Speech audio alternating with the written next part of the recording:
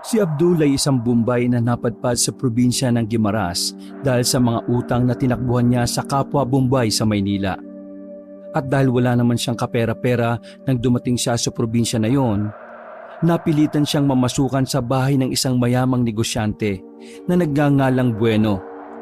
Mabilis siyang natanggap sa mansyon dahil na rin sa pagiging mabait ni Abdul.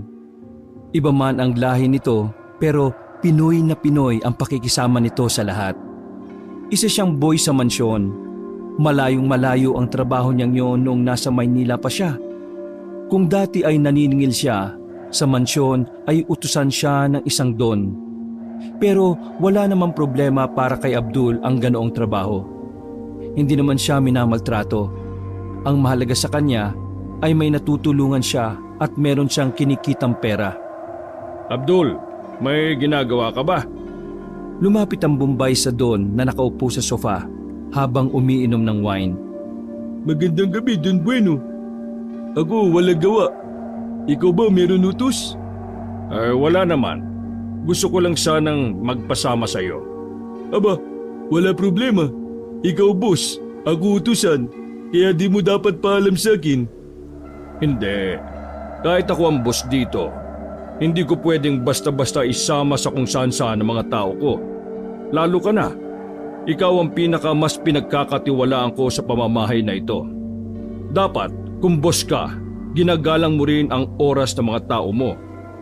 Ambay talaga ni boss. Sana wag ka muna mamatay. Pero saan tayo pupunta boss? Sasama naman ako. Magbihis ka at magpapalit lang ako ng susuotin ko. Kahit malayong agwat sa buhay ni Abdul at ng kanyang boss na si Don Bueno, hindi siya minamata ng negosyante. Mabait na boss si Bueno sa lahat. Hindi to katulad ng ibang boss na purke maraming pera, maliit na ang tingin sa mga kasambahay. Nagmamadaling nagbihis si Abdul. Masaya ang kalooban niya. Iniisip kasi ng Bombay na baka magpunta sila sa beer house. Gustong-gusto na niya kasing makakita ng mga babaeng nakahubad na sumasayaw. Yun ang hilig ng Bombay, ang maging mahilig sa babae. Paglabas ni Abdul, nakasabay niya pa si Eric, ang kaibigan niya rin na driver ni Bueno sa kahit saan ito pumunta. Sama ka? Malamang ako driver eh. Ikaw, sasama ka ba kay boss? Sabi boss may pupuntahan kami. Ewan ko kung saan. Sana sa beer house. Nako, malabo yan. Hindi nagpupunta si boss sa mga ganong uri ng lugar. Isa naman kaya kami pupunta. May naisip ako pero hindi ko na muna sasabihin. Oh, ayan na pala si boss. Mayos ka. Nakangiting pumasok ng sasakyan ng boss nila. Sumunod naman si Abdul sa loob. Eric, daan tayo sa baryo ng Nuesca ha? Tumango lang si Eric pagkaupo nito sa driver's seat. Habang si Abdul naman ay tahimik lang sa gilid ng kanilang boss. Hindi niya kasi alam ang baryo ng Nuesca. Sa halos mag-iisang taon na niya roon, isang beses niya palang yun narinig. Habang nasa biyahe, biglang nagsalita si Bueno. Abdul, pupunta tayo sa baryo kung saan halos lahat ng nakatira doon ay may utang sa akin. Total, may background ka sa paniningil ng utang. Ikaw ang inaasahan ko rito. Huwag ka mag-alala. Dadagdagan ko ang sahod mo. Bukod pa ron, wala ka nang ganong gagawin sa mansyon dahil ito na ang bagong magiging trabaho mo sa akin. Ako sisingil? Araw-araw ako sisingil sa kanila? Oo, ganun na nga. Boss, walang galang na. Pero may mga tao po kayo na higit na mas may karanasan sa pakikipag-usap sa mga may utang sa inyo ha. Bakit po si Abdul? Yang balita ko po, ayaw na niyang maningil kasi ganun ang trabaho niya sa Maynila eh. Meron akong malalim na dahilan sa ngayon. Hindi ko na muna pwedeng sabihin. Teka Abdul, totoo ba na ayaw mo nang naniningil ka? Napaisip sandali si Abdul.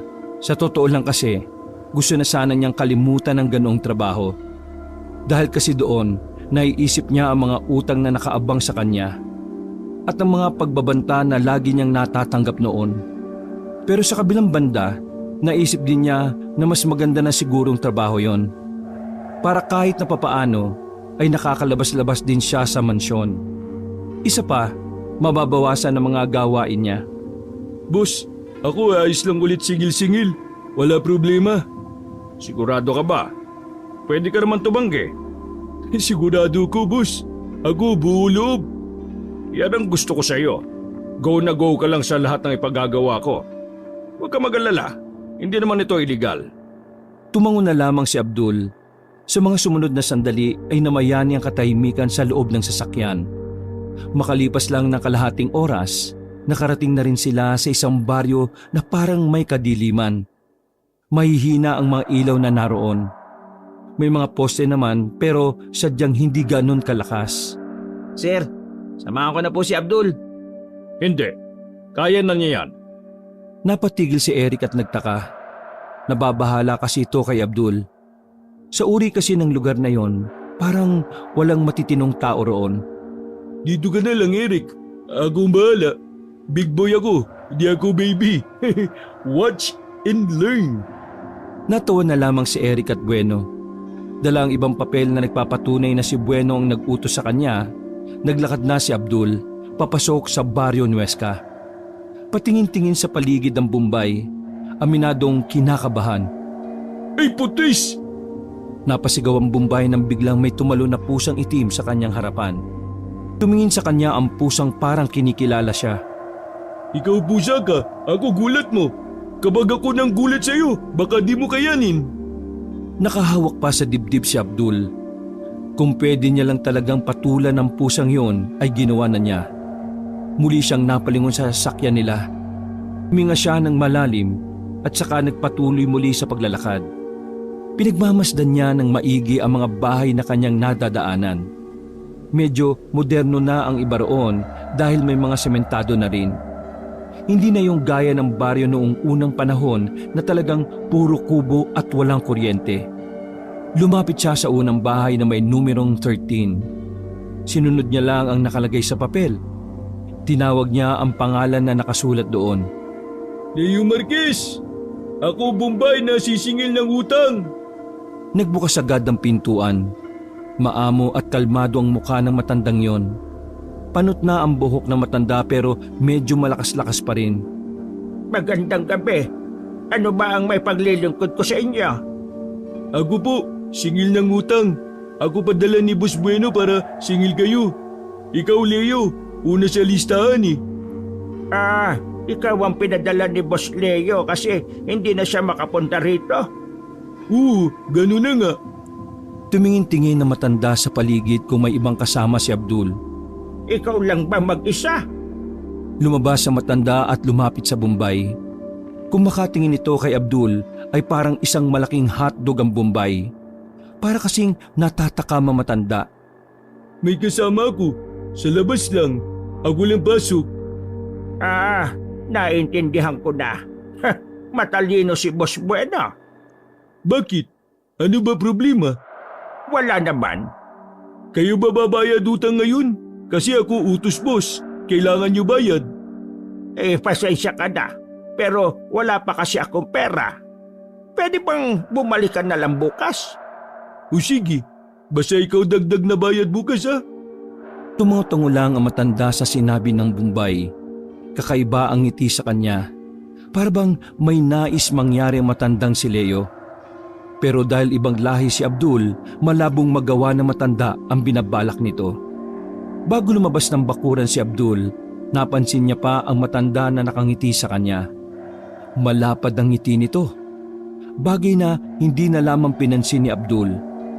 Lumipat naman siya sa kabilang bahay.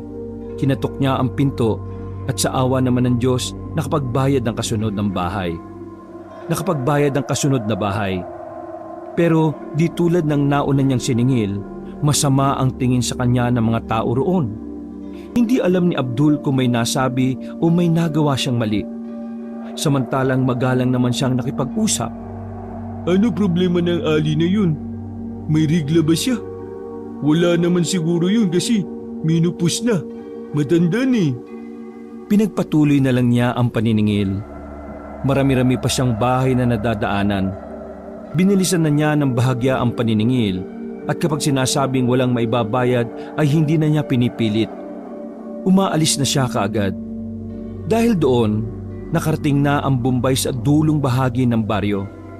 Sa dami ng siningil niya, napapaisip na rin si Abdul kung papaanong nagkautang ang mga tao roon kay Bueno. Sa pagkakatanda kasi ni Abdul, 2 bahay lang ang hindi niya siningilan. Ako singil, sabi ni Boss Bueno. Ikaw bayad para wala tayo problema. Yun na nga ang huling bahay na sisingilin ni Abdul. Pero halos 1 minuto muna siyang pinagmasdan ng mag-asawa. Nakaramdam na ng pagkailang si Abdul. Hindi nito maiwasang kabahan. Iniisip ng Bombay na baka bigla siyang hold upin ng dalawa. Napahawak agad siya sa bag kung saan naroon ang mga pera.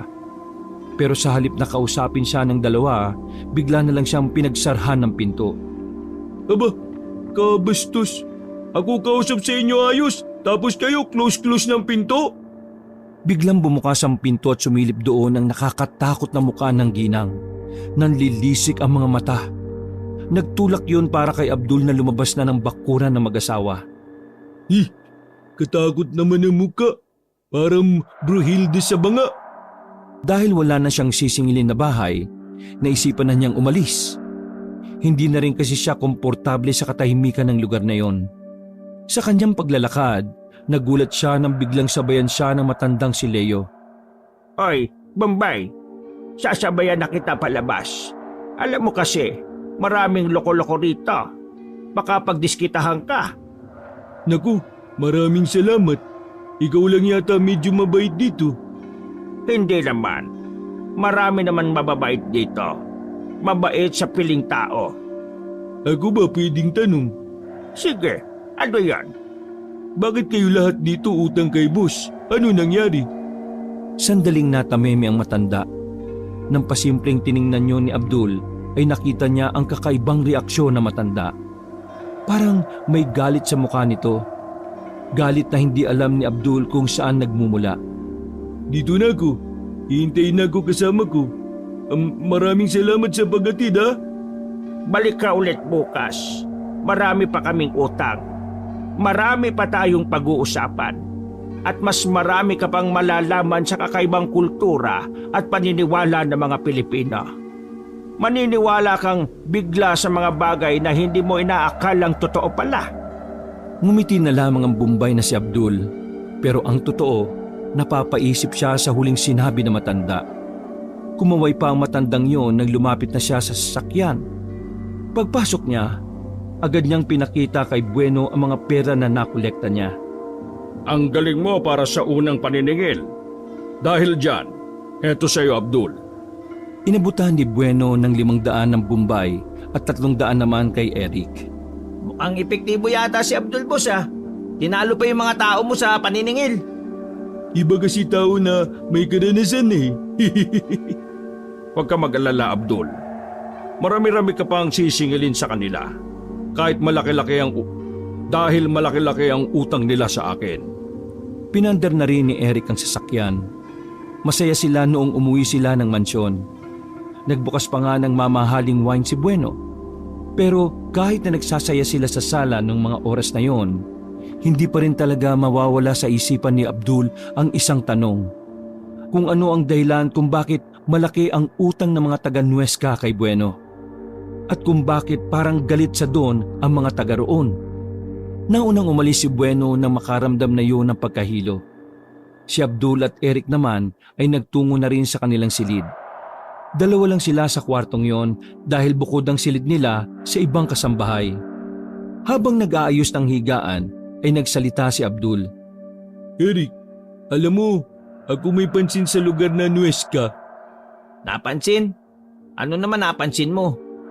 Bakit sila parang galit sa boss? No ka ba? Di ba Bombay ka at sanay kang maningil? Parang di mo naman alam yung ugali ng mga tao kapag sinisingil. Sila na may utang, sila pa ang galit. Alam ko. Pero sila, pakiramdam ko, may iba sila galit kay Boss Bueno eh. Baka naman kasi sinisingil sila noon, pero nakipag-away pa sila sa tauhan ni boss. Kaya siguro, ikaw ang kinuha ni boss eh. Kasi alam nila na, alam mo kung paano mag-handle ng mga taong may utang. Bakit? May iba ka pa bang iniisip? Umiling na lamang si Abdul. Panibagong araw, panibagong adjustment na naman ang gagawin ni Abdul. Hindi kasi siya sanay na walang masyadong ginagawa sa mansyon. Nasanay kasi siya na nag-iigib ng tubig, nagbubuhat ng mabibigat at kung ano-ano pa. Pero dahil nga sa naging kasunduan nila ng kanyang boss, mas marami na ang oras na tutungangan na lamang si Abdul. Ako boring. Di ako sanay ganito. Nako, isipin mo na lang na promoted ka na. Masasanay ka rin yan. Alis ikaw? Pwede ko sama? May pinapatid sa akin na papili si boss ngayong araw eh. Pwede ka naman sumama, total. Mamayang gabi ka pa naman maniningil. Bakit kaya gabi lang ako pwede singil? Ano ko? Paniki? Di ka naman nakikinig eh. Sa umaga kasi walang mga tao ron. Nagtatrabaho daw lahat sabi ni boss. So sinong sisingilin mo ron? Mga anak.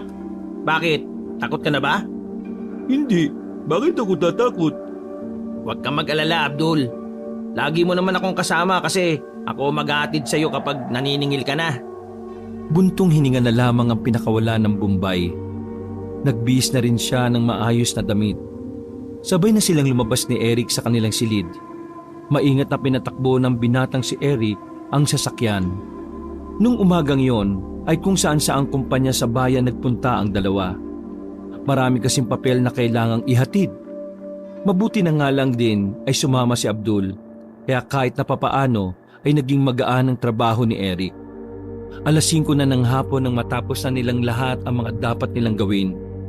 Kalmado lang silang nasa biyahe habang nakikinig ng tugtog sa radyo. Pero nang dumaan na sila sa Reyes Road, napatigil ang sasakyan nila dahil sa mga taong nagkukumpulan. Halos sakupin na kasi nila ang daan. Naintriga ang magkaibigan. Bumaba ang dalawa. Sumilip sila sa gilid ng kalsada kung saan naroroon ang pinagkakaguluhan ng mga tao. Pagtingin nila, may 2 lalaki ang nakahandusay at nakatakip lamang ng dahon ng saging. Duguan ng 2 yon. Wala ng buhay. Sa pagkakarinig ni Abdul at Eric, salvage daw ang ginawa sa mga biktima. Sumingkit ang mata ni Abdul nang may makita siyang kakaiba sa mga biktima. Mahaba ang mga kuko ng 2 lalaki at iba ang hugis ng paa nito na hindi kagaya sa normal na tao. Eric, tingin ka. Yung paa iba. Tao ba talaga yan? Oo nga no. Teka, ano ba yan? Manang, sino ba yung mga yan? Lumingon ng ginang na mukhang tsismosa. Aswan yan, hindi tao. Lalong naningkit ang mata ni Abdul at napakamot sa ulo. Pamilyar naman siya sa aswang, pero dahil iba nga ang kulturang kinalakihan niya sa bansa nila, hindi yun naniniwala sa aswang. Hindi ka naman naniniwala sa aswang, Abdul, di ba?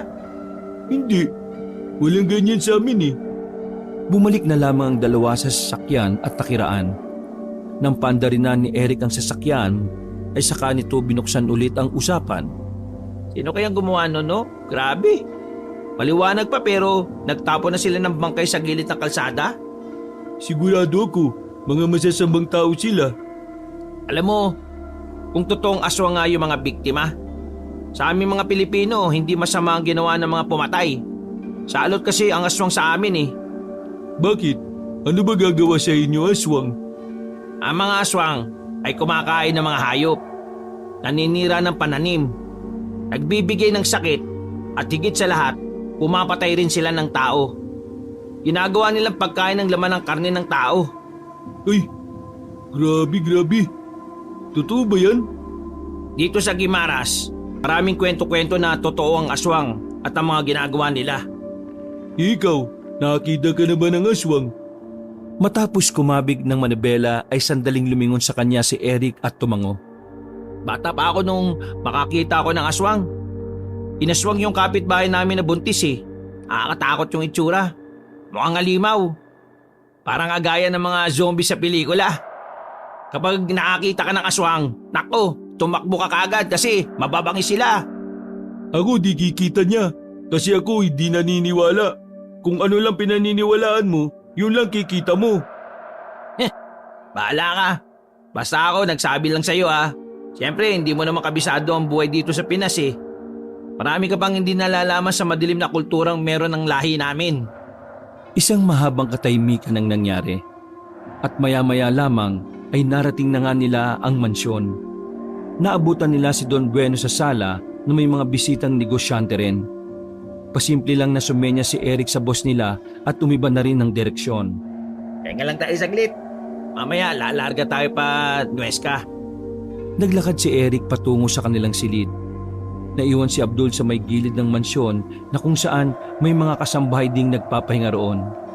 Habang nakaupo si Abdul sa mahabang upuan, narinig niya si Manang Fe at Jessica na may pinag-uusapan. Napukaw ng mga yon ang atensyon ng Bombay nang marinig ang salitang aswang. Nalaman ni Abdul na ang paksa pala ng dalawa ay ang natagpuang bangkay sa Reyes Road. Mas lalong naintriga si Abdul. Unti-unti siyang kinain ng kurisidad kung ano nga ba talaga ang aswang. Hindi na nga niya namamalayan na unti-unti na pala siyang nagiging interesado. Palihim siyang nakikinig. Sa halos 15 minutong pakikinig lang ay marami na siyang natutunan tungkol sa aswang. Dakong 8:00, babiyahe na rin si Abdul at Eric. Hindi na rin nakapagpaalam pa ang dalawa sa Don dahil abala yon sa mga bisita nito. Kanina ka pa tahimik mula nang umalis tayo ah. Ano, ayos ka lang ba? Ayos lang ako. Iisip lang ako isang bagay. Bakit? Iniisip mo na naman ba ang mga utang na tinakbuhan mo sa kalahi mo? Hindi. Iba isip ko. Ha? Eh ano naman ang iniisip mo? Isip ko aswang. Aswang? Akala ko ba hindi ka naniniwala sa aswang? Hindi nga. Pero isip ko rin. Parang masaya kung aalamin kung totoo sila o hindi. So interesado ka na. Kaya gusto mong malaman kung totoo ba sila o hindi. Ganun nga. Kalimutan mo na yan. Di nga tayo sigurado kung aswang ba yung mga nasa Albich eh. Totoo ang aswang pero ngayon parang wala na siguro.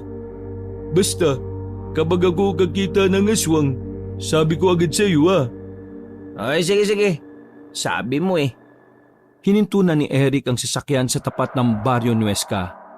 Dala ang mga listahan, bumaba na naman si Abdul. Pagtingin niya sa bungad pa lang ng baryo, bumigat na ang kanyang pakiramdam. Iba na ang dating sa kanya ng lugar na yon kumpara nung unang pumunta siya roon. Ganun pa man, hindi niya na yun inintindi. Ang iniisip na lamang ng Bombay ay matapos niya ang kanyang trabaho. Oy, punta ka kagad sa akin pag may problema ha? Nag-thumbs up na lamang si Abdul at naglakad na rin papasok. Huminga siya ng malalim. Hindi niya maitatanggi na may kaba na siyang nararamdaman habang papalapit sa kabahayan. Bakit parang may nagbago? Ay naku. Tulad ng una, si Leo agad ang una niyang pinuntahan dahil yun ang nasa bungad ng baryo. Nakailang katok siya bago tuluyang bumukas ang matanda ng pinto. Masaya ulit na hinarap siya ni Leo. Malapad ang ngiti nito pero tila iba ang pagkakaunawa ng Bombay sa ngiting yon. Ako nagbabalik para singil ka. Ikaw wala bayad kagabi, kaya dapat ikaw bayad na ngayon. May ibabayad ako kaso konti lang.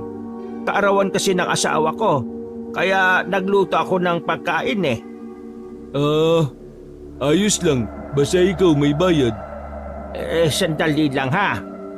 Pumasok sandali ang matanda para kumuha ng pera. Habang nasa bakuran, ay nakakita si Abdul ng maraming buhok sa ilalim ng hagdan ng bahay. Nang hawakan niya yon, nalaman niyang buhok yon ng tao. Nakarinig din siya ng kaluskos doon. Hindi siya nakatiis, sinundan niya ang kaluskos. Hanggang sa makarating na siya sa gilid ng bahay na medyo madilim na rin. Bumuntong hininga si Abdul habang nakatingin sa silong ng bahay. Doon niya narinig ang kaluskos. Pag-abante niya pa, may natapakan siya parang matigas na bagay.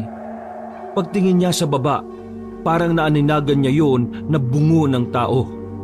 Pero hindi na niya nakumpirma nang bigla siyang hilahin ni Leo paalis doon. Ano ka bang Bombay ka? May mga ahas doon, baka matuklaw ka pa. Ahas lang? Bakit di ba ang kaluskos? Ay nako, wag mo nang tanungin. Ito na ang bayad ko at maningil ka na ng iba. Dali! Hindi na nakasagot pa si Abdul nang palabasin na siya ng bakuran. Ganun pa man, malakas ang kutob niya na bungo talaga ng tao ang kanyang nasagi. Bagay na nagpasimula ng kilabot kay Abdul. Sa sumunod na bahay, marahan niyang kinatok ang pintuan. Pagbukas noon, isang lalaki ang mapungay ang mga matang bumungad sa Bombay. Bago pa magsalita si Abdul, may lumapit na babae sa lalaki at may ibinulong. Nakatingin ang dalawa ng makahulugan kay Abdul. Nakaramdam naman ng pagkailangang Bombay. Bakit kayo tingin sa akin ng ganyan? Ako ba may nasabi masama? Wala siyang tugon na natanggap mula sa dalawa. Ako sisingil lang ha. Ako wala gawa mali sa inyo. Kumuha ng pera ang lalaki at iniabot ang bayad kay Abdul. Nakipagtitigan pa ang lalaki sa kanya. Agad namang inilayo ni Abdul ang kanyang muka. Pakiramdam niya kasi ay may gusto sa kanya ang lalaking yon. Kapag ikaw bayad, huwag ka tingin matagal. Para kang may balak masama eh. O sige na, salamat. Hindi pa rin inalis ng lalaki at babae ang tingin kay Abdul. Nagmamadali namang naglakad si Abdul paalis. Nasingil naman niya ang ilang kabahayan doon. Pero ang mga sumunod na eksena ay ang magpapabago sa tingin ni Abdul sa lahat. Nakatayo siya sa tapat ng isang bahay. Tulad ni Leo, hindi rin nakapagbayad ng unang gabi ang nakatira doon. Marahan niyang kinatok ang pinto. Mga ilang sandali lang, padabog na nagbukas ang pintuan. Galit na galit ang matandang uugod-ugod. Ang lakas din ng loob mong maningil matapos yung sirain ng pagbabagong buhay naming lahat. Papaano kinakaya ng mga kaluluwa niyo ang ganitong kasamaan? Hindi na kayo nakontento? Pinatay niyo pa ang dalawa sa amin. Pasensya na, pero iba ata tukoy mo, Lola.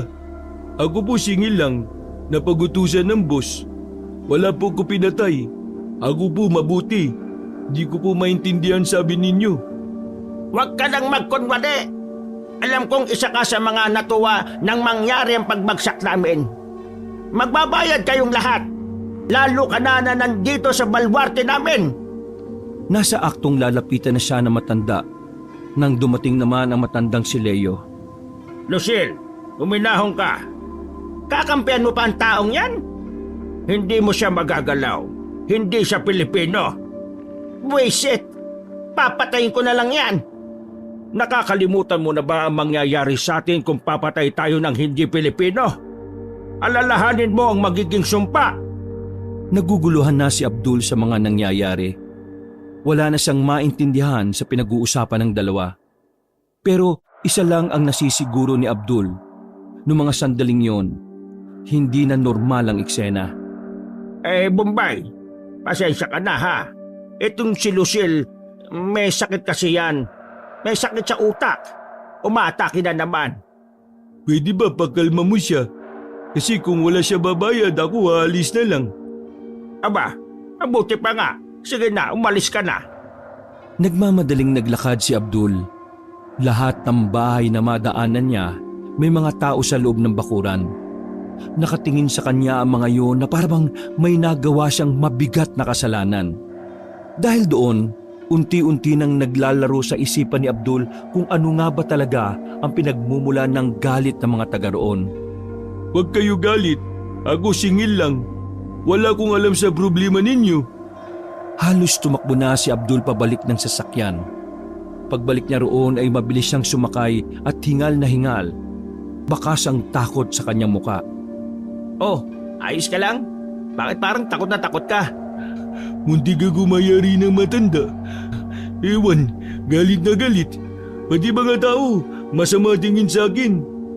Tingin ko sa susunod ako maniningil, baka saktan na nila ako eh. Kung ganyan, dapat pala sabihin natin kay boss. Para kahit na papano may kasama ka na sa loob. Hindi rin kasi safe na ikaw lang mag-isa eh. Baka mamaya hindi ka na palabasin dyan.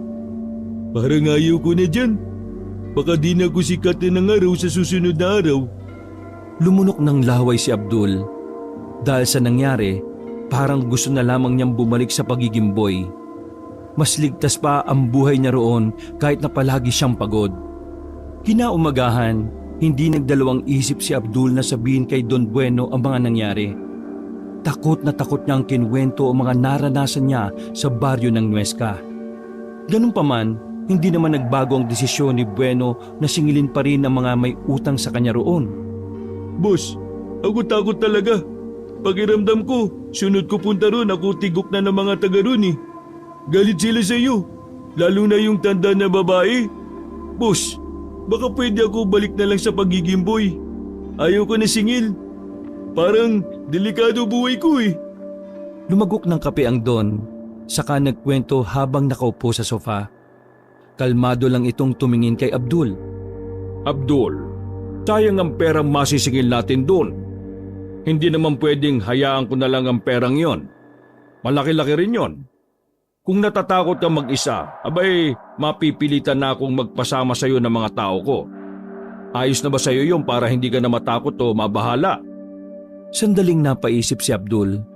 Ramdam niya na walang balak si Bueno na ibalik siya sa dating trabaho. Kaya kahit ayaw na niyang maningil, wala siyang magagawa kundi ang sumakay na lang sa kagustuhan ng kanyang amo.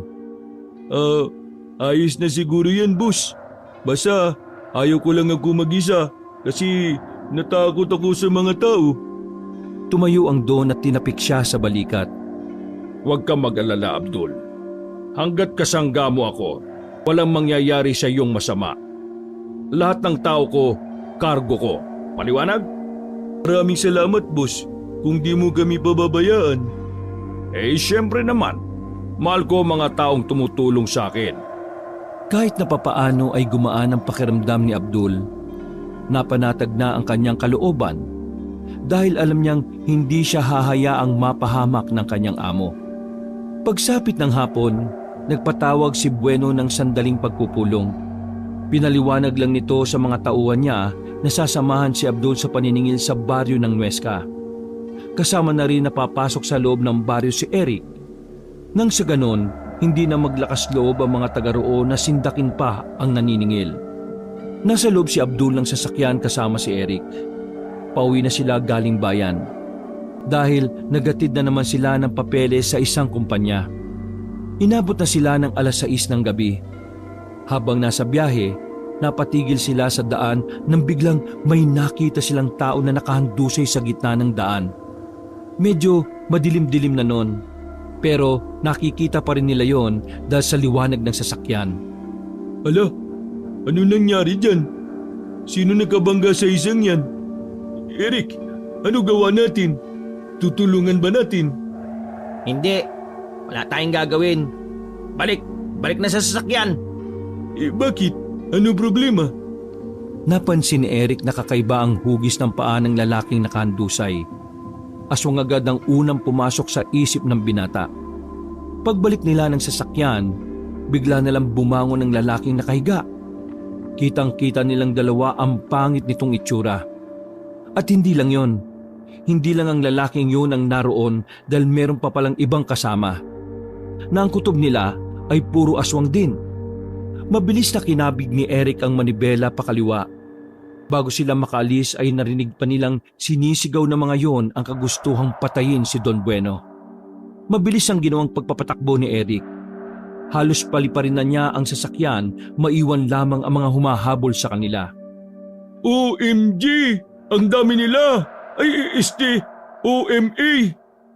Anong OMG, OMA? Una ang sabi ko, oh my God. Pero binago ko ang sabi ko, oh my Allah. Ay nako, ewan ko sa'yo. Sige na, kumabit ka na lang. Bibilisan ko pa. Kabadong napalunok na lamang ng laway ang Bombay. Hinihiling niya na sana ay huwag silang malaglag sa bangin.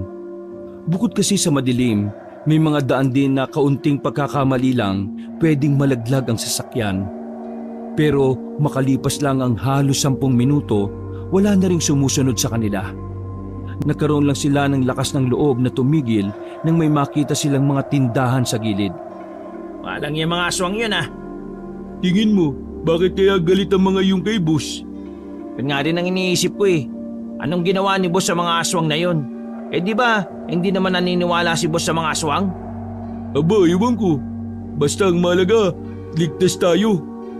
Ay nako, kalimutan na lang muna natin tong nangyaring to. Ituon muna natin ang atensyon natin sa paniningil. Yung boss natin, baka may bad na ginagawa. Tara na nga. Muling pinaandar ni Eric ang sasakyan. Bumalik na muna sila ng mansyon para kunin ang mga listahan ng pautang. Kasama na rin nila ang mga tauhan ni Bueno. 4 na sasakyan ang bumiyahe patungo sa baryo ng Nuesca. Pagbaba nila roon, may mga nakita na kagad sila mga tao sa bungad. Na para bang alam na mga yon na marami silang pupunta roon.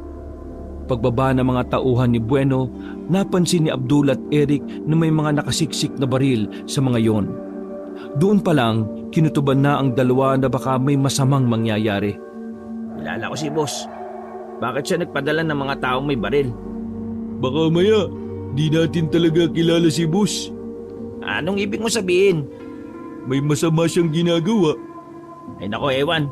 Tara na nga, hinihintay na nila tayo. Bumaba na rin ang sasakyan ng dalawa. Nanguna sila sa paglalakad palapit sa baryo.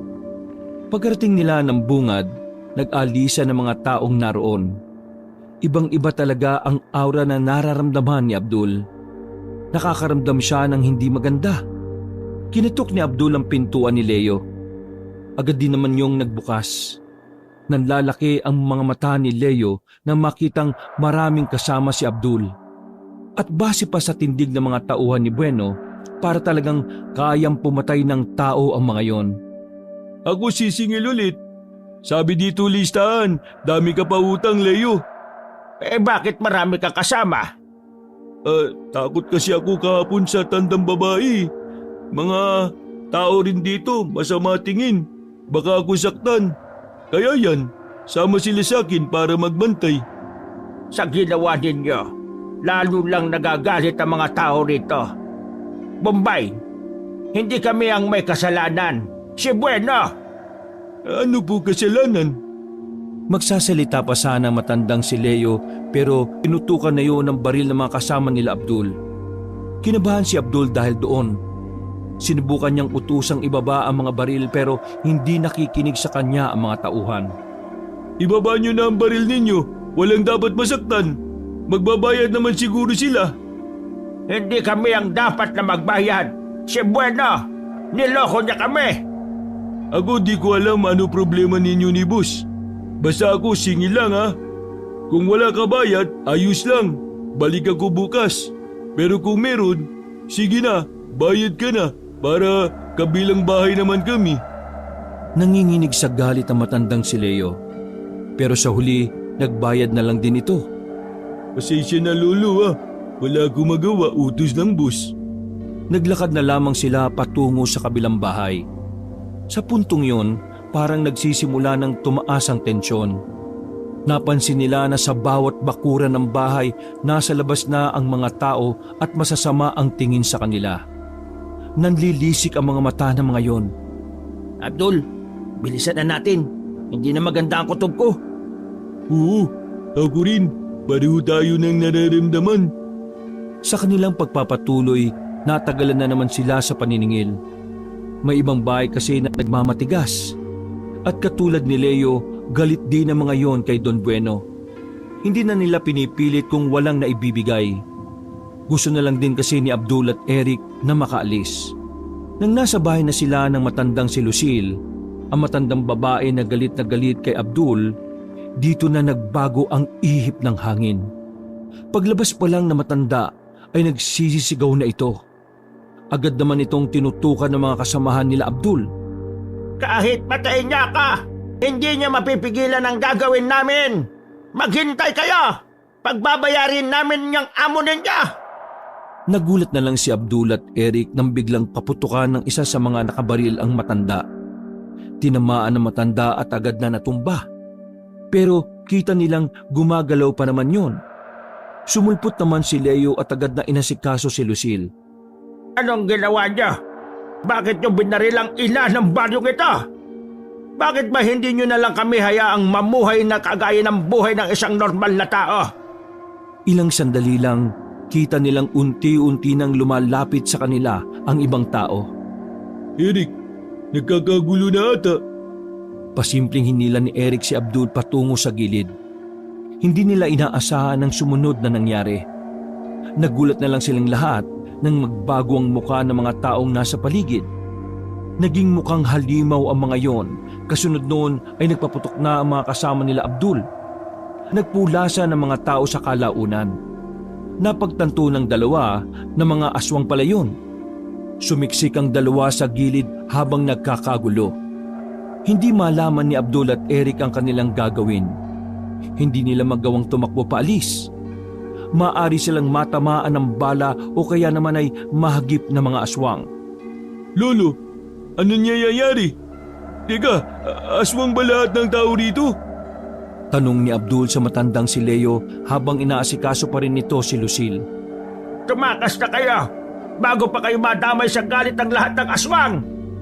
Gustuhin man nilang umalis ay wala silang magagawa.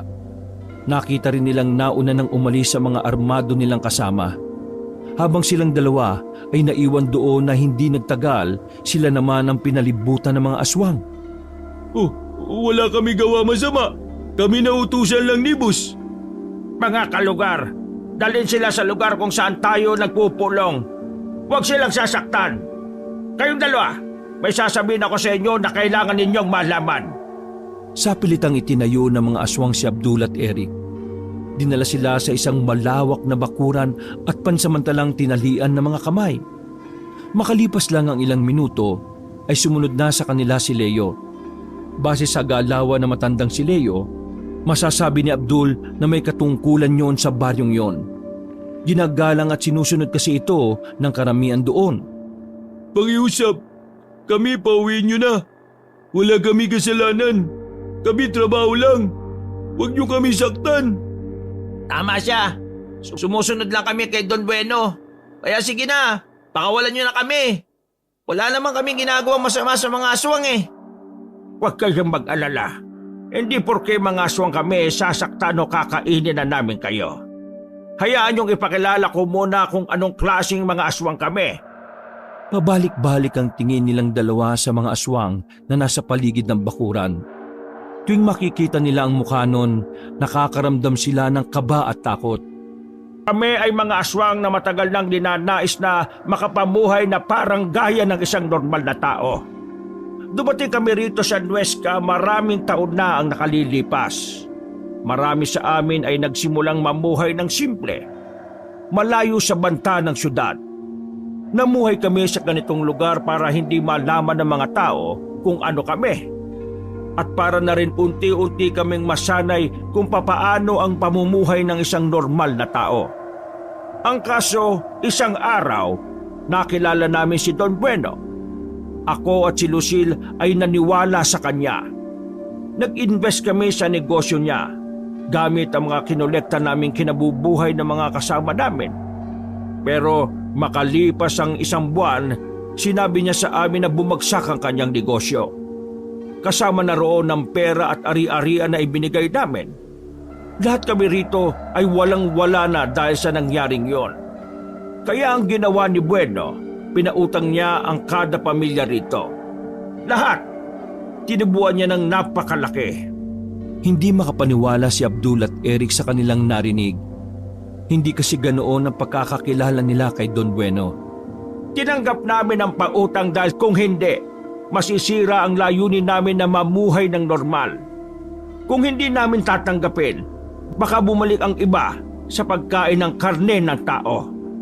Malaki ang naging utang namin sa kanya. Pero dahil sa pag-iimbestiga ng mga kasama namin, hindi totoong nalugi ang negosyo ni Bueno. Mas lalo lang lumaki. Iniba niya ang mga pangalan at sa ibang lugar na niya ay pinagpatuloy. Ninako niya sa amin ang mga pinaghirapan namin. Sa ngayon, sinisingil niya kami na dapat siya ang sinisingil namin. Pero hindi ganyan ang pagkakakilala namin kay Don dahil magaling magpanggap ang taong yon. Dahil kahit kaming mga aswang ay nagawa niyang lokohin. Alam niyo ba kung bakit siya yumaman? Paulit-ulit niyang ginagawa sa iba ang ginawa niya sa amin. Tunay na masama ang gawa ni boss. Eric, paano na tayo? Magpapanggap muna tayong walang alam hanggang sa makumpirma natin ang sinasabi nitong matandang to. Masamang tao si Bueno. Pinatay niya ang mga kasama namin nang malaman niya kamakailan na kami ay mga aswang. Ikaw, Bombay, alam mo ba kung bakit ikaw ang pinasisingil niya sa amin? Ha? Hindi. Dahil Bombay ba ako? Hindi, Kasi ako pogi. dahil nakakalason sa amin ang dugo ng mga taong hindi naman dugong Pilipino. Matapos ang pag-uusap na yon, pinatakas din sila ni Leo. Hinatid pa nga sila palabas ng baryo. Laking pasasalamat ng dalawa dahil hindi sila sinaktan ng mga aswang. Kahit pa nasugatan na matandang si Lucille dahil sa ginawa ng mga kasama nila. Mabilis na pinaandar ni Eric ang sasakyan paalis. Nang makalayo na sila, ay doon na tuluyang bumuhos ang kanilang kaba. Lahat ng mga nalaman nila ay dahilan para magduda sila sa katauhan ng kanilang boss. Ano gawa natin ngayon? Sasabi ba natin kay boss na alam natin na aswang mga taga Nuesca? Oo, yun ang sabihin natin, maniwala man siya o hindi. Hindi kasi tayo pwedeng magpanggap na walang nalalaman sa nangyari. May mga kasama tayo kanina. Sasabihin din nila kay boss na may alam tayo. Basta ang gagawin natin, aamin tayo Maniwala o hindi, ikilos na tayo ng normal. Natakot na ako balik mansyon. Paano kung masamang tao si boss? Paano kung tayo naman patay niya? Basta sundin mo lang yung sinasabi ko sa'yo. Huwag kang papalata na may alam ka sa katauhan niya. Lahat ng sinabi na matanda sa atin, ililihim natin Aalamin natin kung totoo nga ba yung mga yon. Ay, kainis. Bakit tayo hantong ganito? Nang makarating na sila sa mansyon, ay nagmamadali silang pumasok sa loob. Naabutan nila si Bueno na kausap ang mga tauhan nito. Sinimula na kaagad ng dalawa ang napag-usapan nilang acting. Boss! Sa Nuesca! May aswang! Buti kami nagatakas! Yung mga tao mo! Iwan kami kanina habang may aswang! Aswang? Opo, boss! Dami doon aswang! Yung mga sisingil ko, aswang yun, boss! Kaya pala iba tingin nila Bala kami kainin ni Eric! Buti kami nakatakas! Eric, ano ba itong sinasabi ni Abdul? Boss, ang totoo niyan, tama po yung sinasabi ni Abdul. Munti ka na po talaga kaming madali ng aswang Buti nakatakas kami. Ito mga tauhan niyo, boss, mga duwag. May mga hawak na baril pero nauna pang umalis sa amin Tiningnan ni Bueno ang mga tauhan nito na parang nanghuhusga. Boys, totoo bang may mga aswang kanina at iniwan niyo raw sila? Boss, walang aswang. Mga armadong lalaki po yon. Di hamak na marami sila kaya kami umatras Mamamatay rin kami kung ililigtas pa namin sila. Sinungaling! Di yan totoo, boss! May aswang po talaga, boss. O siya. Kung ano man ang nakita nyo, hayaan nyo na. Sa ngayon, tulungan nyo na lang muna ako. Kailangan ko ng maraming handa ngayong gabi dahil may bisita ako mamaya. Eric, Abdul, magpahinga na muna kayo. Ipapautos ko na lang sa mga tao ko yon. Napatango na lang ang dalawa at dumiretso na sa kanilang silid. Hindi man lang nagtaka si boss sa mga sinabi natin. Ibig sabihin, alam niya na mga aswang talaga yung mga nasa Nuesca. Naku, dapat pala, alis na tayo rito. Kasi baka pabalikin pa ako sa Nuesca. Hindi tayo basta-basta pwedeng umalis. Baka mayari tayo. Dito na muna tayo hanggat hindi natin nakukumpirma yung katauhan niya. Nanatili silang dalawa sa kanilang silid sa buong gabi. Mula sa kanilang kilalalagyan, naririnig pa nila ang mga tawanan sa sala. Dakong 2:00 na madaling araw, nag-alisan na rin ang mga bisita ng Don. Sumilip sila sa sala, wala ng tao roon. Malinis na rin at wala ng mga kasambahay. Buong akala nila ay nakatulog na ang kanilang amo. Pag-alis nila sa kanilang silid, narinig nilang may kinakausap si Don Bueno sa cellphone nito sa itaas. Dahan-dahan silang umakyat doon hanggang sa nasilip na nila ang Don sa loob ng silid nito. Palihim na nakikinig si Abdul at Eric. Bukas ng gabi, sunugin nyo na ang Nuesca. Wala nang balak magbayad ang mga aswang na yon. Malakas ang kutob ko na gagantihan na nila ako. Walang hiya naman kasi. Hindi ko nakala na mga aswang pala mga naloko ko. Nagkatinginan si Abdul at Eric sa kanilang narinig. Sa puntong yon, kumpirmado na nilang dalawa na totoo nga ang sinasabi na matandang aswang. Gustong manlumo ni Abdul noong mga sandaling yon. Hindi niya kasi kailanman inisip na kakayaning gumawa ni Bueno ng ganoong kasamang gawain. Nabura ang magandang imahe ni Bueno sa paningin ng Bombay. Ang nagkupkup pala sa kanyang tao ay may itinatago palang maitim na lihim. Bago pa malaman ni Don Bueno na naroon sila, ay dali-dali na silang bumaba. Bumalik sila sa kanilang silid. Pinilit na lamang nilang makatulog kahit na sobrang ingay sa utak nila ang mga bagay na kanilang iniisip. 6:00 ng umaga, naudlot ang tulog ni Abdul nang marinig ang malakas na sigaw ng mga kasambahay sa sala. Naalarma si Abdul dahil may pagkabahala ang tono ng mga kasambahay. Uy, Eric, ikaw gising. Uy! Kinurot ni Abdul ang utong ni Eric nang hindi ito magising sa kalabit. Aray ko naman! Bakit ba? Sigaw mga kasambahay sa labas. Mukhang may nangyayari masama. Ano? Kahit nakatsinelas lang ang dalawa at walang pang-itaas, nagmamadali silang nagtungo sa sala. Nadatnan nila ang mga kasambahay na parang naiiyak na sa kusina. Nakatingin ang mga yon sa labas, kaya naintriga si Abdul at ito na ang tumingin doon. Napamura ang Bombay. Muntikan pa siyang matumba sa kanyang nakita. Tumambad sa tapat ng bahay nila ang mga tauhan ni Bueno. Nawala ng mga buhay. Duguan ang mga yon at lahat ng mga yon ay may nakatusok na pako sa leeg. Parang tinira muna ng pako ang mga yon bago patayin. Nang sa ganon, hindi makalika ng ingay ang mga tauhan ni Bueno. Eric, halika dito. Pagtingin ni Eric ay mabilis siyang napatalikod at napamura din. Hindi kinaya ng lalaki ang eksenang nasa saksihan. Maya-maya lang ay tinawag na ng mga kasambahay ang kanilang boss. Kalmado lang si Bueno. Pero baka sa mukha nito ang galit na pilit ikinukubli. Eric, tumawag ka ng mga pulis. Nagmamadaling lumabas ng mansyon ng lalaki, habang si Abdul naman ay nanatili lang na naroon. Noong umagang yun ay pinalabas ni Bueno na kalaban sa negosyo ang mga gumawa nun sa kanya. Mukhang binayaran niya rin ang mga pulis. Kaya madaling naisara ang isyu. Kinuha ang mga bangkay at diretsyo na ito sa morgue. Ang pinagtataka pa ni Abdul, para bang walang pakialam si Bueno sa mga tauhan nitong nawala. Dahil pagsapit ng hapon, may bago na namang itong tauhan. Dahil sa pagbabaliwala ni Bueno, lalong naisip ni Abdul na talagang masama ang ugali ng kanilang amo. Bagay na lalong nagtutulak sa Bombay para naising umalis na sa poder ng negosyante.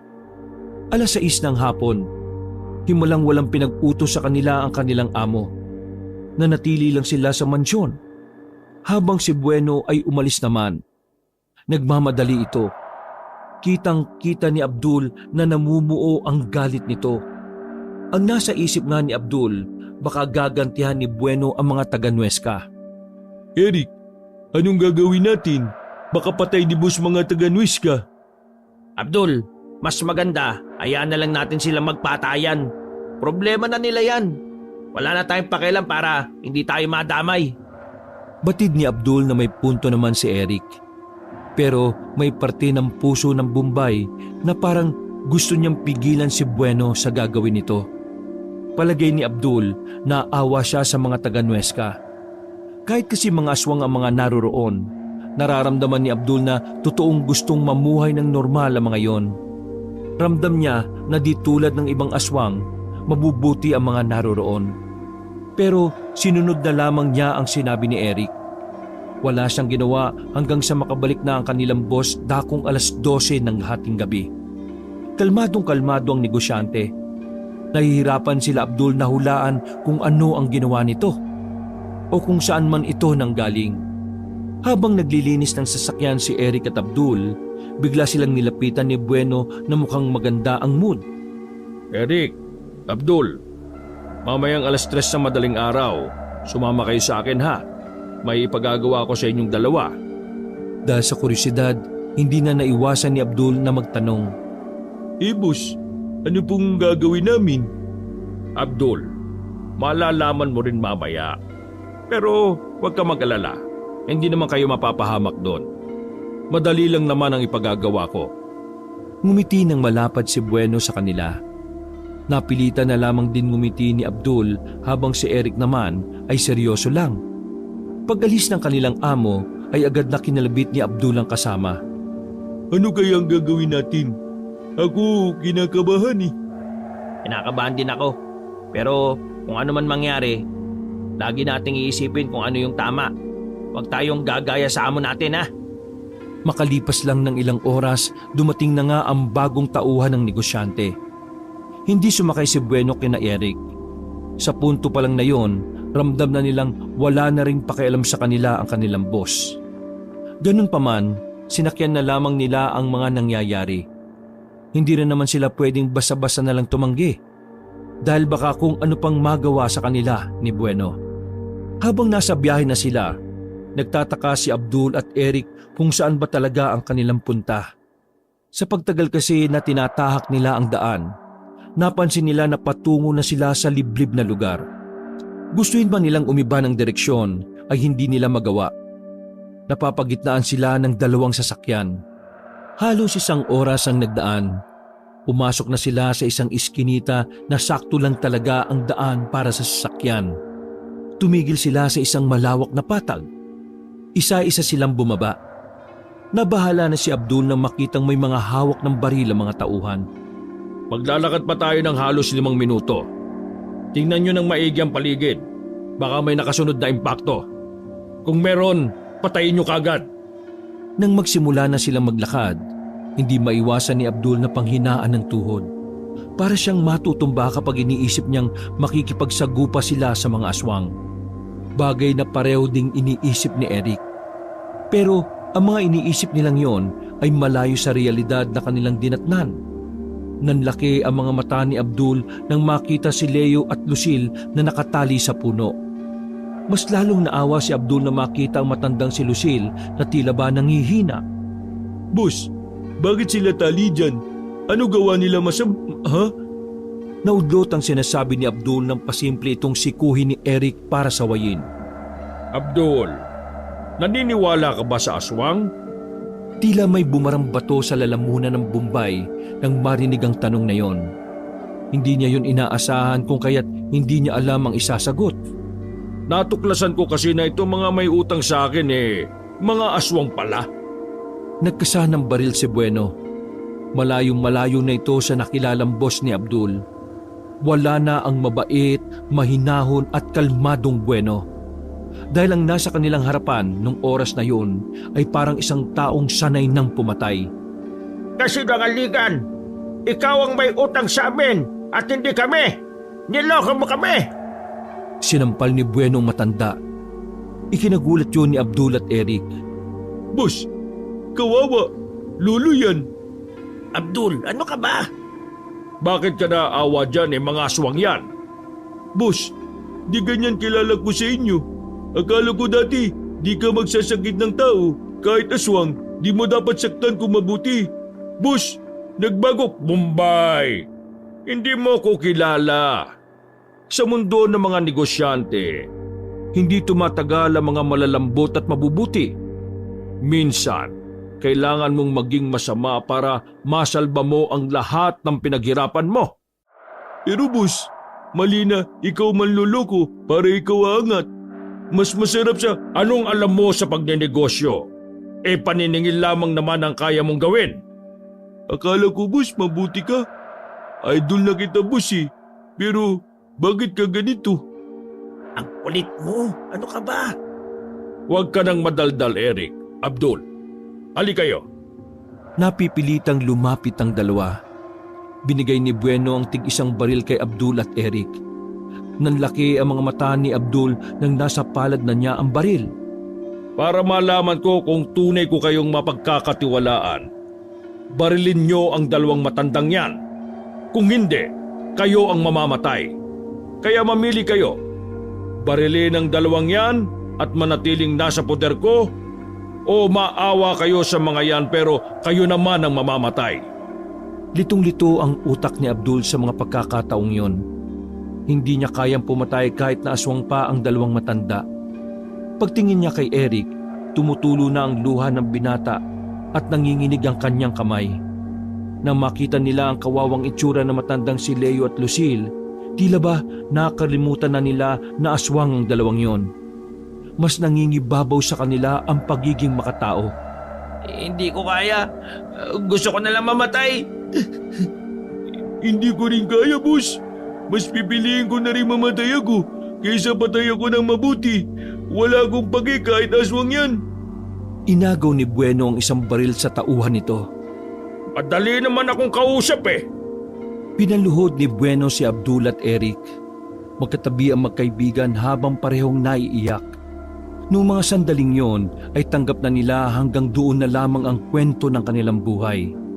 Nagawa pa nilang ngitian ang matandang si Leo kahit na nalalapit na ang kanilang kamatayan.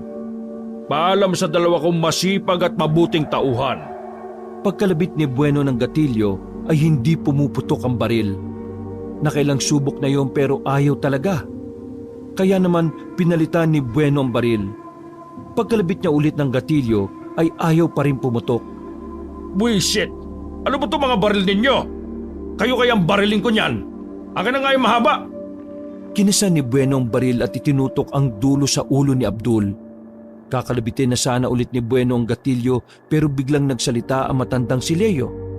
Sandali! Bakit, tandang aswang? Anong problema mo? Wag mo na silang idamay. Kami na lang. Ano? Idadamay mo pa ako? Aba Leo, ikaw na lang. Ano ka ba, Lucille? Wala silang kinalaman sa problema natin. Aba, hindi ko na problema yon. Manahimik! Akala nyo ba hindi ko alam na nililibang nyo lang ako? Mga inutil! Magpaalam na kayo dahil ito na ang huli para sa inyo. Tutuluyan na sana ni Bueno si Abdul pero naggulat sila nang biglang nakatakas na pala si Leo. Parang hindi tumatanda kung kumilos. Mabilis nitong inagaw ang baril kay Bueno.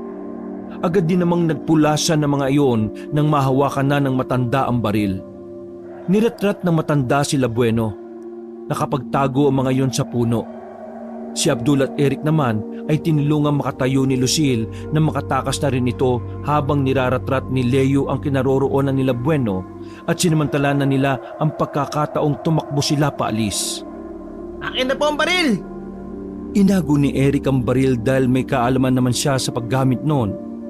Nagtago muna sila sa likuran ng malaking puno. Lolo, Lola, kayo po una natakas. Di ba kaya nyo talon-talon mataas? Sige na, kayo alis na. Kami na bahala sa kanila. Dali! Hindi, sasamahan namin kayo. Tinulungan nyo kami kahit na mga aswang kami. Kaya hindi namin kayo iiwan. Lucille, kaya mo bang tumakbo na mabilis? Iritadong sumagot ang matandang babae. Kita mong may sugat pa ako, paano ako makakatakbo? Baliw ka ba? Tumakbo na lang kayo. Ako nang bahala para hindi sila makalapit kaagad. Lola, buhat ko na kayo para di kayo hingalin. Aangal pa sana ang matandang aswang pero hindi na ito nakapagsalita pa. Pinasan agad yun ni Abdul. Habang tumatakas sila ay nagpapaulan na ng bala ang grupo nila Bueno. Sa kasamaang palad, tinamaan si Eric sa hita. Sumabay pa na nawalan na rin ng bala ang hawak nitong baril. Binuhat ni Leo si Eric. Magpapatuloy na sana sila pero si Abdul naman ang tinamaan sa balikat. Sa sitwasyon na yon, malabong makatakas sila na kasama sina Abdul at Eric. Kaya naman naisip ni Abdul na paunahin na lang ang dalawang matanda. Kayo na una. Lahat tayo mamamatay kung di kayo alis. Sige na, Lolo. Alis na. Alis. Bilis. Paano kayo? Diyos na ang bahala sa amin. Sige na. Maraming salamat sa inyo. Patunay lang na may mga tao pa rin na kaya kaming tanggapin. Napangiti na lamang ang dalawa. Gumapang si Abdul palapit kay Eric. Magkatabi silang sumandal sa katawan ng puno. Mga ilang sandali lang ay naabutan na sila ni Bueno. Galit na galit yon pero sa halip na barilin sila kaagad ay pinagsisipa sila nito at pinagsususuntok nang sa ganon unti-unting maramdaman ng dalawa ang galit ng kanilang boss. Buwisit kayong dalawa! Ano? Gusto niyong maging bayani para sa dalawang aswang na yon, di ba? O eto, tanggapin niyo to! Hindi na kontento si Bueno. Pinaghahampas nito ng mahabang baril si Abdul. Nang mawala ng malay at mapahiga na si Abdul sa lapag, si Eric naman ang pinagbuntungan ng negosyante. Bago sila nawala ng malay, nakita pa nila na tila may mga dumating. Hindi na nila alam ang mga sumunod na nangyari nang ipikit na nila ang kanilang mga mata. Nagising na lamang sila na nasa loob na sila ng isang hindi pamilyar na silid. Kahoy ang bawat dingding. Ganon din ang kisame. Pagtingin nila sa bintana ay maliwanag na. Susubukan pa sana nilang tumayo pero sabay nilang naramdaman ang pagkirot ng kanilang sugat. Hala, anong nangyari? Tayo ba'y nasa langit na? Hindi, buhay pa tayo. Pero saang lugar na to? Pumasok ang isang matandang lalaki. Nakahinga sila ng maluwag nang makita si Leo. Nakangiti yun sa kanila. Pumasok din ang ibang kasama ng matanda na noong mga sandaling yon ay maaliwalas na ang tingin sa kanila. Malayong malayo sa kung paano sila tingnan nito nung unang beses nilang pumunta roon. Nandito kayo sa Nuesca. Ano ba nangyari sa amin? Akala ko kami patay na ni boss. Huwag mo na ngang tawagin boss yun, hayop na yun. Dumating ang iba naming kasamahan at sa kabutihang palad, nagawa nilang paatrasin sila Bueno. Naku, maraming salamat kami inyo'y ligtas. Paglingon ni Abdul sa gilid, nakakita siya ng isang lalaki na parang ginagawa lang tinapay ang hilaw na hita ng manok. Sa kabilang gilid naman ay nakita niya na may dalawang bata na may iniinom na kulay pulang likido. Iniwasan na lamang ni Abdul na tumingin sa kung saan-saan. Naalala niya na nasa baryo nga pala sila ng aswang. Dito na muna kayo habang hindi nyo pa kayang makauwi. Hindi ba delikado tayong lahat dito? Lalo na't alam nating lahat na kaya nilang pumunta sa lugar na ito. Nakahanda naman kaming lahat sakaling magpunta sila rito. Lolo Aswang, hindi ba kami kakainin ng mga aswang na trupa mo? Lahat sila ay alam na ang ginawa ninyong malasakit sa amin. Kaya kakampi kayo sa kanilang paningin. Sa ngayon, bibigyan na muna namin kayo ng makakain. Prutas ang ibibigay namin para hindi kayo maghinala. Isang matamis na ngiti ang ginanti ng dalawa. Sa kanilang utak ay natatawa sila. Hindi nila inaasahan na ang mga nilalang na kanilang kinatatakutan, yung papala ang tutulong sa kanila laban sa kapwa nila tao. Napagtanto ni Abdul na meron nga talagang mga aswang na kayang magpakatao. Makalipas lang ang ilang sandali, bumalik si Leo na marami ng dalang prutas. May mga gamot din na herbal na pamahid sa mga sugat nila. Kaya pagdating lang ng kinahapunan, gumaan na rin ng bahagya ang pakiramdam ng dalawa. Nakakabangon na rin sila pero iika-ika pa rin sila kung maglakad. Grabe, akala ko tatakot dapat tayo sa mga aswang. Pero mas tatakot pa pala tayo kay boss. Bueno. Nakakatawa nga eh. Mas mababait pa yung mga aswang kaysa sa mga tao eh. Ano balak natin? Eh di, dito na muna tayo. Wala naman tayo mapupuntahan eh. Sakit katawan ko eh. Pati sugat ko. Tama ng bala. Sakit.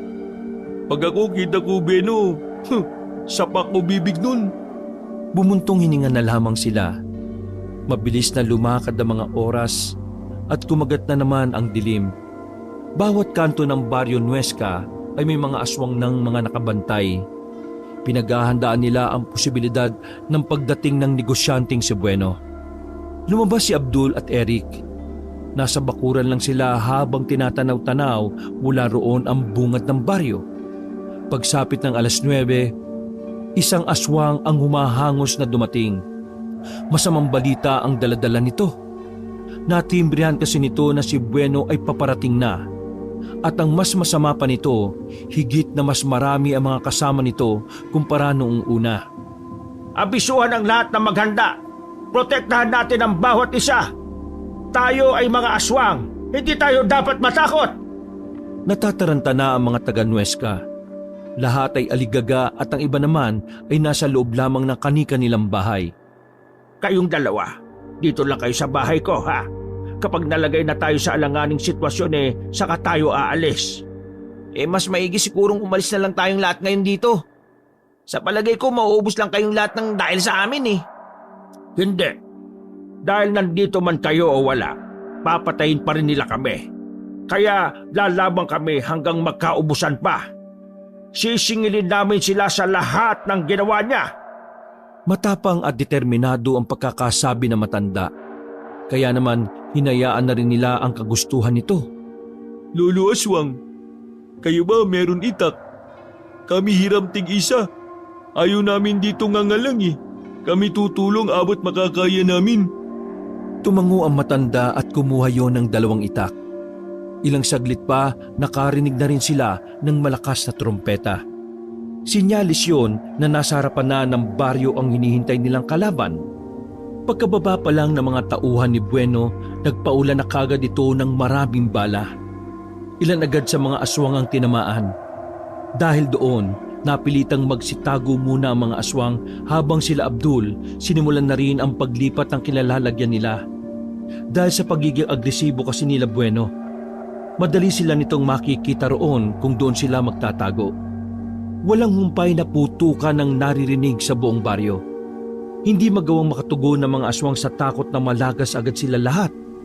Kaya naman may ilang aswang ang nakaisip na tapatan ng ginagawa ng mga kalaban. Gamit ang mga pana at mga palaso na may lason, mula sa dilim ay pinagtitira nila ng palaso ang mga armadong lalaki. Aba, epektibo ang pana. Sige, tamaan yung mga loko na yan. Dahil sa ginawa ng mga nakatagong aswang, halos kalahati agad ang nabawa sa bilang nila Bueno. Doon na nagkaroon ng lakas ng loob ang maraming aswang na salubungin ang pagiging agresibo ng mga kalaban. Marami pa ring aswang ang nagkandamatay, pero marami din ang nalaga sa mga armadong lalaki. Binuwis na lang talaga ng ibang aswang ang mga buhay nila para kahit na papaano mapahina ang grupo ni Bueno. Hindi na sila lalagpas sa 5. Sugurin na natin sila! Nagsigapangan na takbuhan ng mga aswang palapit. Pero ang hindi nila alam, marami pa palang dalang bomba ang mga yon. Makakasunod na pagsabog na lang ang narinig nila Abdul. Makalipas ang halos 1 minuto, nabalot ng katahimikan ng paligid. Nawala ang putukan. Nawala rin ang mga umaangil na aswang. Paglaho ng makakapal na usok, tumambad ang mga nakahandusay na aswang. Ang iba ay patay na. Pero mas marami pa rin ang buhay pero sugatan. Habang kina Bueno naman ay wala nang natira. Nilusob din kasi ng ibang aswang ang mga naghagis ng bomba. Lolo Aswang! Nakita nila si Leo na nakahiga sa lupa. Duguan ang katawan dahil naputol ang paa nito sa pagsabog. Si Bueno, tatakas! Pagtingin nila, nakita nila ang negosyante na gegewang-gewang na tumatakbo palabas ng Baryo Nuesca. Galit na tumakbo si Abdul. Dala-dalang itak ay naabutan niya si Bueno. Hinto ka dyan! Bakit? Kaya mo bang gamitin ang hawak mo? Tumatawa-tawa pa si Bueno at talagang hinahamon siya nito. Malaki kang Bombay pero malambot ka! Hindi mo ako masisindak!